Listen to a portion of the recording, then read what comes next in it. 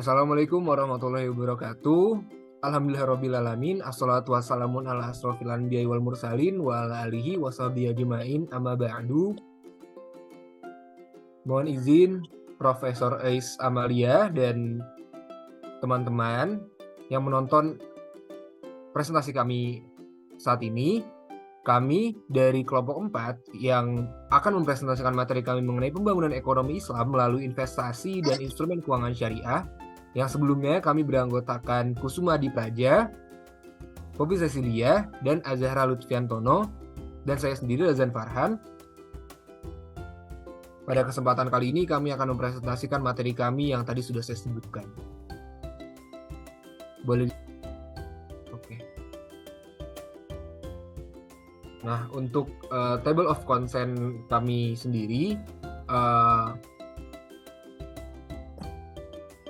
kami saat ini akan membahas mengenai yang pertama pembangunan ekonomi Islam, lalu ada pembangunan ekonomi Islam melalui instrumen investasi, yang kedua adalah pembangunan ekonomi Islam melalui perbankan syariah.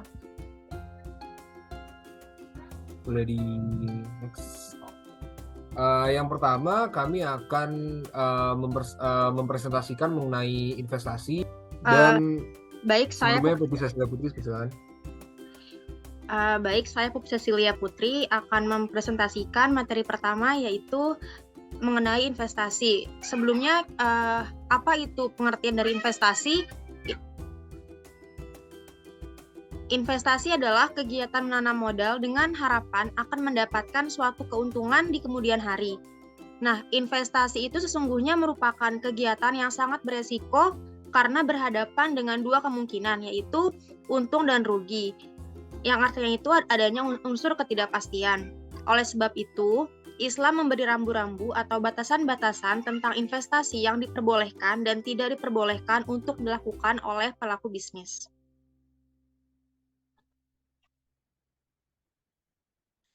Nah, di sini Islam itu memandang investasi sebagai kegiatan yang sangat dianjurkan karena berinvestasi sudah dilakukan pada zaman Nabi Muhammad dari masa muda hingga menjelang kerasulannya.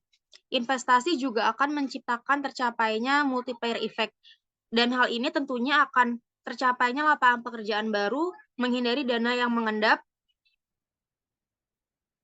dan agar dana yang terhimpun bisa berputar tidak hanya bagi orang kaya saja, sebagaimana firman Allah dalam surat Al-Hasyr ayat 7, supaya harta itu tidak beredar di antara orang-orang yang kaya saja di antara kalian. Kemudian investasi itu banyak sekali mendapatkan legitimasi bukan hanya dalam Al-Quran saja, namun juga dengan sunnah Nabi SAW. Salah satu hadis beliau yang masyhur mengenai investasi dan perserikatan adalah dari Abu Hurairah bahwa Rasulullah bersabda, Allah berfirman, aku menjadi orang ketiga dari dua orang yang bersekutu selama salah seorang dari mereka tidak berkhianat kepada temannya. Jika ada yang berkhianat, aku keluar dari persekutuan mereka. Nah, berdasarkan apa yang dipaparkan tersebut, praktik investasi itu sudah ada sejak Nabi Muhammad, bahkan beliau secara langsung terjun dalam praktik bisnis dan investasi.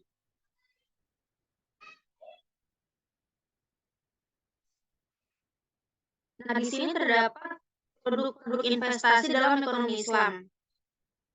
Yang pertama itu ada mudharabah. Mudharabah itu merupakan bentuk investasi yang melibatkan kerjasama antara investor dan pengusaha dengan keuntungan dibagi sesuai dengan kesepakatan.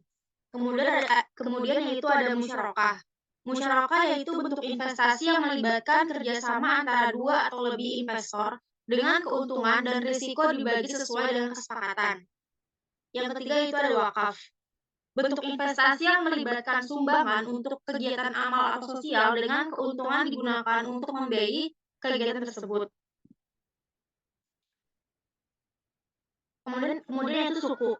Suku itu merupakan bentuk investasi yang mirip dengan obligasi, namun sesuai dengan prinsip syariah Islam yang melarang bunga. Dan yang terakhir ada saham syariah. Saham syariah itu saham dari perusahaan yang beroperasi sesuai dengan prinsip-prinsip syariah Islam. Kemudian dapat juga macam-macam alternatif pengembangan ekonomi Islam melalui investasi, yaitu investasi dalam instrumen keuangan syariah, dan juga sektor real. Nah, kemudian materi selanjutnya akan dibacakan oleh rekan saya. Terima kasih. Baik, selanjutnya mengenai perkembangan investasi syariah dalam mendorong pertumbuhan ekonomi Islam di Indonesia. Nah, ada beberapa hal yang telah dilakukan untuk mendorong perkembangan ini, yang antara lain yang pertama adalah regulasi dan infrastruktur. Nah, pada tahun 2015, pemerintah Indonesia membentuk Komite Nasional Keuangan Syariah atau KNKS sebagai lembaga yang bertanggung jawab untuk memperkuat perkembangan sektor keuangan syariah di Indonesia. Selain itu, infrastruktur pendukung seperti bursa saham syariah, dan lembaga pemeringkat keuangan syariah juga telah dikembangkan.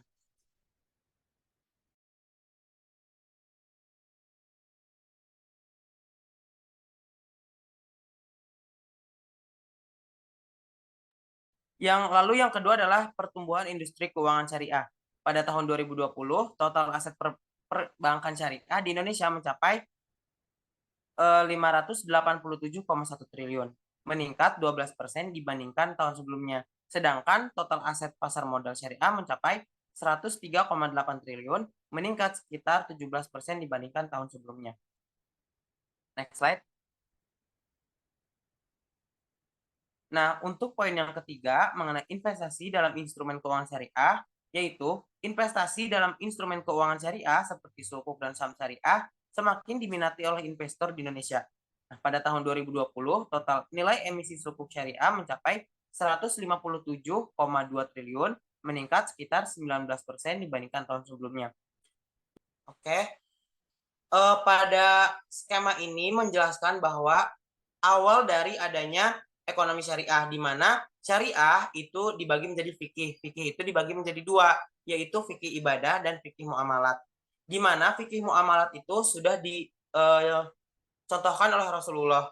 Di mana Rasulullah juga sebagai seorang saudagar mengatur perdagangan, mengatur keuangan, dan mengatur perekonomian pada saat itu juga sesuai dengan prinsip-prinsip Islam. Di mana juga ibadah termasuk juga sudah dicontohkan oleh Rasulullah. Jadi apapun yang umat Islam lakukan di dunia ini, dari segi kehidupan, ibadah, dan termasuk juga perekonomian juga sudah ada panduannya, yaitu di dalam Al-Quran yang sudah dipraktekkan langsung oleh Rasulullah. Baik, untuk selanjutnya dilanjutkan oleh Baik, untuk materi selanjutnya kita masuk kepada pembangunan ekonomi Islam melalui perbankan syariah. Di sini sebelum kita masuk kepada pembangunan ekonomi Islam yang melalui perbankan syariah, kita masuk dulu nih teman-teman ke definisi bank syariah.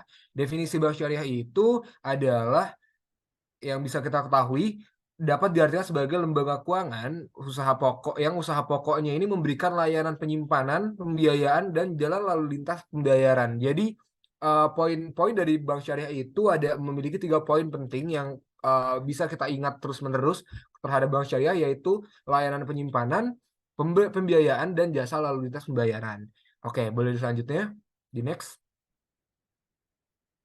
Untuk selanjutnya kita berbicara dulu nih sebelum masuk ke inti dari materinya, kita membahas dulu mengenai praktik perbankan di zaman Bani Umayyah dan Bani Abbasiyah versus praktik perbankan di Eropa. Jadi kenapa saya mengambil praktik perbankan di zaman Bani Umayyah dan Bani Abbasiyah? Karena di zaman Bani Umayyah dan Bani Abbasiyah ini adalah zaman-zaman di mana bank itu atau lembaga keuangan ini mulai bergerak, mulai stable dan mulai kokoh. Jadi setelah itu baru diganti ke bank, kayak gitu teman-teman. Nah, kita lihat dulu nih.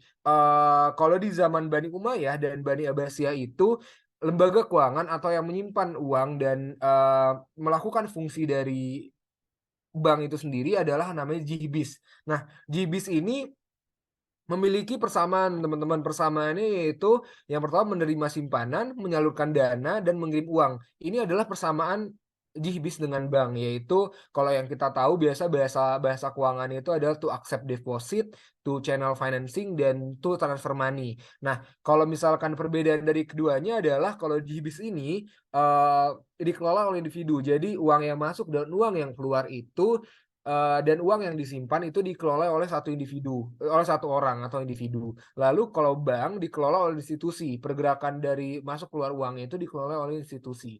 Seperti itu yang membedakan dari bank dan JIBIS. Boleh lanjut? Nah, selanjutnya kita juga masuk kepada evolusi perkembangan bank syariah. Nah, kalau evolusi perkembangan bank syariah ini, kita masuk pertama kali ini praktek perbankan syariah sebenarnya di Eropa dulu, teman-teman. Nah, kalau di Eropa itu, pertama kali bank syariah ini yang diperkenalkan itu adalah Mid Gamer Local Saving Bank, atau yang kita biasa tahu ini adalah bank syariahnya di Mesir. Jadi di Mesir itu awalnya Mid Gamer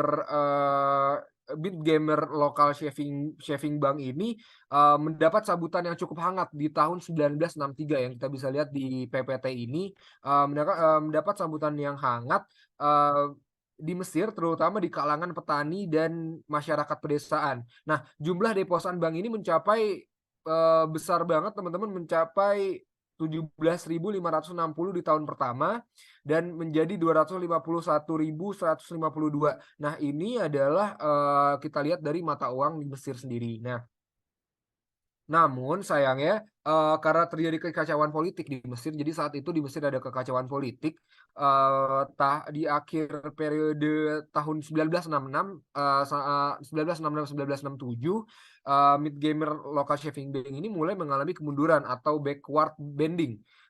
Sehingga operasionalnya diambil alih oleh National Bank of Egypt. Nah, ini yang bisa kita lihat dari skema di sini, Mid Gamer diambil alih oleh National Bank of Egypt tahun 1967. Nah, pengambilan alih ini menyebabkan prinsip nirbunga pada Mid Gamer ini mulai dibangkitkan lagi. Jadi yang tadi Mid Gamer itu menjalankan syariah dengan tidak adanya bunga, akhirnya dijalankan lagi oleh National Bank of Egypt, dan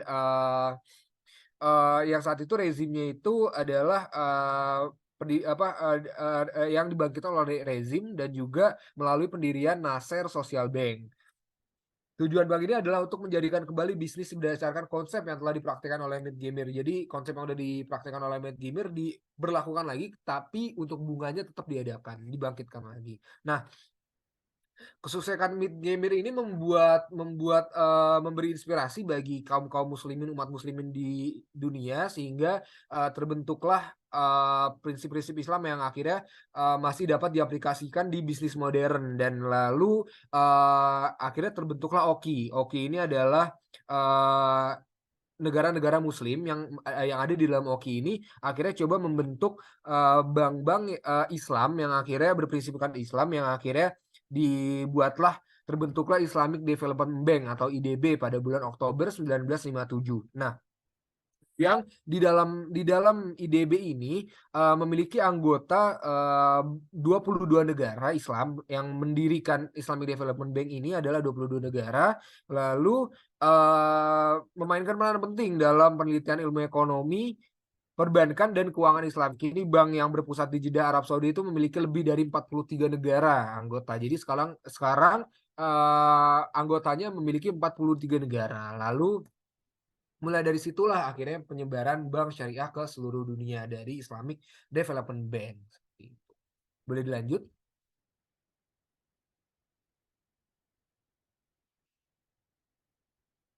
Lalu kita berbicara mengenai perkembangan bank syariah di Indonesia. Yang kita tahu bank syariah pertama dan yang paling populer saat dulu pertama kali bank syariah keluar itu adalah Bank Muamalat.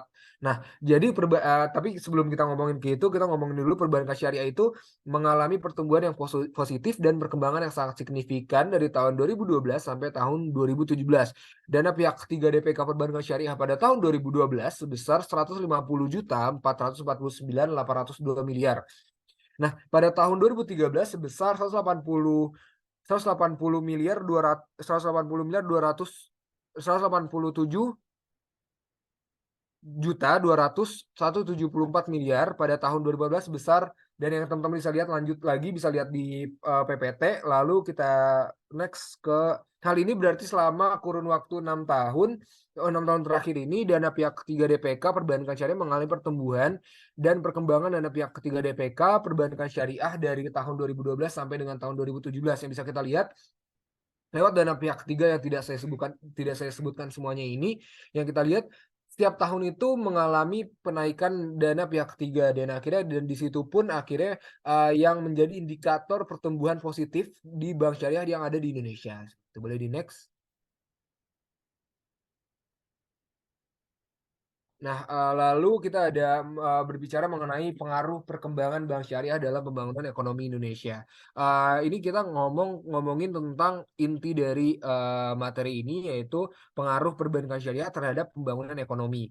Nah, yang pertama yaitu menjadi perekat nasionalisme baru di mana bank syariah dapat menjadi fasilitator aktif dan bagi terbentuknya jaringan usaha ekonomi kerakyatan. Yang kedua, memberdayakan ekonomi umat dan beroperasi secara transparan. Lalu yang ketiga memberikan return yang lebih baik daripada bank konvensional. Yang keempat mendorong pemerataan pendapatan dan peningkatan efisiensi mobilitas dana. Oke, boleh di next. Nah untuk studi kasus dari bank syariah di Indonesia yang kita bisa lihat di PPT ini. Jadi studi kasusnya yaitu pada Desember 2020 total aset 239,256 miliar. Bentar.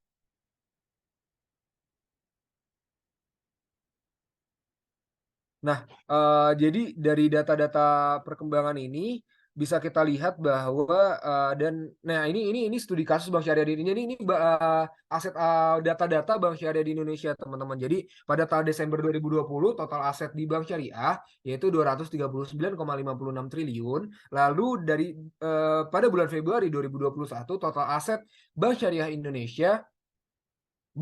Indonesia sebesar 236 miliar 236 miliar, lalu dilebas dari ekuitasnya 236 miliar juga, dan laba dan rugi bersihnya juga sekitar 479.557, dan laba rugi komprehensifnya 878.888. Nah, ini adalah studi kasus dari data-data di bank syariah yang ada di Indonesia seperti itu. Boleh di next. Nah, untuk materi selanjutnya akan disampaikan oleh rekan saya. Terima kasih. Oke, selanjutnya keuangan syariah dalam pembangunan ekonomi Islam. Nah, menurut sejarah keuangan syariah di Indonesia ini berdiri lembaga keuangan berbasis syariah lebih banyak diusahakan oleh kelompok profesional muslim yang lebih berorientasi pada praktiknya. Lalu perkembangan selanjutnya dikawal oleh Dewan Syariah yang dibentuk di tingkat nasional maupun di setiap bank dan lembaga keuangan syariah. Boleh di next. Nah, untuk lebih memudahkan penilaian dan analisis terhadap perkembangan lembaga keuangan ekonomi syariah, maka data disajikan dalam 3 tahapan periode. Yang pertama itu periode pada tahun 1991 sampai 1999. Praktik ekonomi Islam di Indonesia ini ditandai dengan pendirian Bank Muamalat Indonesia atau BMI pada tahun 1991. Yang baru beroperasi pada tahun 1992. Nah, saat itu belum memakai nama Bank Syariah, tetapi sebagai bank bagi hasil, karena belum ada payung hukum yang menjadikan naungan berdirinya Bank Syariah di Indonesia. Next. Boleh di next. Yang kedua, periode kedua. Sebelumnya, maaf. Nah, oke, periode kedua ini di tahun 2000 sampai 2010. Geliat perkembangan bank syariah terlihat pada akhir periode kedua, yaitu sekitar tahun 2007 sampai 2009, di mana terjadi pertumbuhan jaringan kantor perbankan syariah yang merambah ke berbagai kota di Indonesia. Boleh di next. Nah, periode ketiga ini pada tahun 2011 sampai 2017 perkembangan perbankan syariah terlihat lebih baik pada tahun ini, yaitu sekitar tahun 2013 sampai 2017, di mana terjadinya pertumbuhan jaringan kantor perbankan syariah yang telah menyebar hampir ke seluruh kabupaten dan kota di Indonesia. Dalam hal lembaga bisnis syariah, perkembangan di Indonesia juga sangat pesat. Hal ini dapat dilihat dari munculnya berbagai perusahaan pembiayaan yang menawarkan jasa keuangan syariah seperti FIF Syariah, Al-Ijarah Indonesia Finance, dan lain-lain dan sebagainya. Next. Sekian dari presentasi kelompok kami, kurang lebihnya mohon maaf, dan selebihnya saya serahkan ke moderator.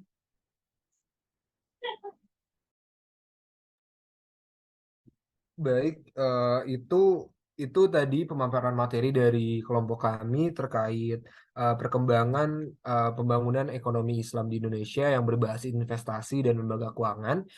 Semoga apa yang sudah kita paparkan tadi dapat memberikan insight baru, dapat memberikan pemahaman baru untuk siapa saja yang menonton YouTube ini dan siapa saja yang menonton materi ini, semoga mendapat insight baru dan bermanfaat untuk kedepannya. Kami dari kelompok 4 pamit undur diri. Mohon maaf jika ada salah kata ataupun perbuatan. Wabillahi taufiq wal hidayah. Wassalamualaikum warahmatullahi wabarakatuh.